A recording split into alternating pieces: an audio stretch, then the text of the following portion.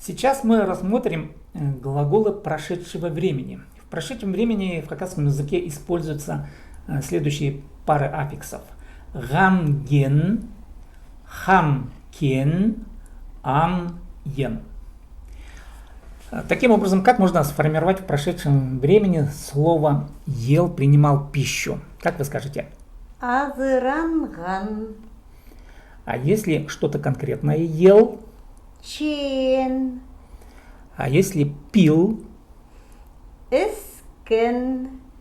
и что-то жевал? Тайнан.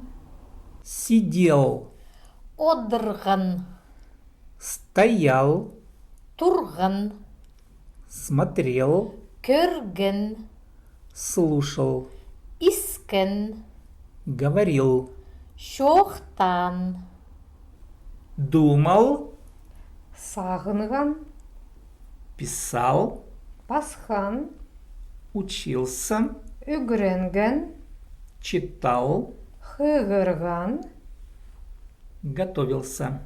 теміненген.